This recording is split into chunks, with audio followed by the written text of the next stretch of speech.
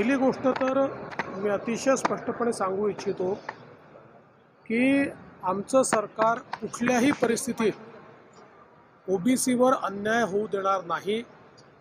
स्वतः मुख्यमंत्र्यांना देखील हे स्पष्टपणे अतिशय माहिती आहे की ओबीसी समाजाचं संरक्षण आपल्याला करावंच लागेल।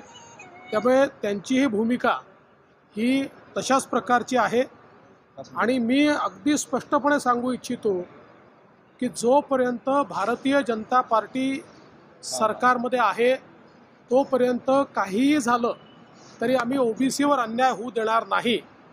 उद्या जर अशी वेळ आली की आम्हाला ओबीसीला संरक्षण देता येत नाही, मी स्वतः जाऊन माझ्या वरिष्ठांशी बोलेल, पण काही झालं तरी ओबीसींना या ठिकाणी त्यांच्यावर अन्याय होणार नाही, ही भारतीय जनता पक्षाची आमची भूमिका आहे। आणि भुजबळ साहेबांना देखील माझं सांगणं आहे, मी त्यांच्याशी स्वतः चर्चा करणार आहे। जे काही त्यांचे आक्षेप असतील त्यांनी निश्चित सांगावे। जर कुठेही अन्याय होत असेल ओबीसीवर तर आपण निश्चितपणे त्याच्यामध्ये परिवर्तन करू, बदल करू, त्याच्यात आवश्यक त्या प्रकारे ज्या काही सुधारणा करायच्या त्या आपण करू। ओबीसीवर अन्याय होऊ देणार नाही।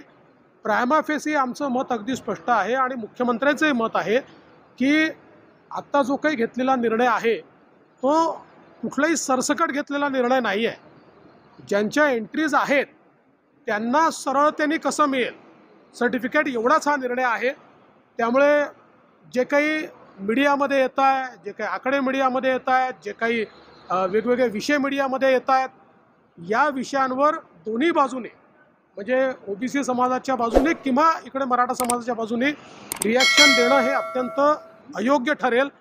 माझं मत अतिशय स्पष्ट आहे, सरकारची भूमिका बॅलन्स्ड आहे। सरकार कुठल्याही परिस्थितीत ओबीसी समाजावर अन्याय होऊ देणार नाही आणि मराठा समाजाच्या आरक्षणाच्या संदर्भात आम्ही प्रोसेस सुरू केलेली आहे। त्यामुळे जे काही कायदेशीर प्रोसेस करून मराठा समाजाला आरक्षण द्यायचं आहे त्या संदर्भात राज्य मागासवर्ग आयोग पूर्ण कारवाई करत आहे। अशा परिस्थितीमध्ये यावर मला असं वाटतं की सगळ्यांनीच संयम बाळगला पाहिजे। मी पुन्हा एकदा सांगतो, भारतीय जनता पार्टी जोपर्यंत सरकारमध्ये आहे आम्ही ओबीसीवर अन्याय होऊ देणार नाही।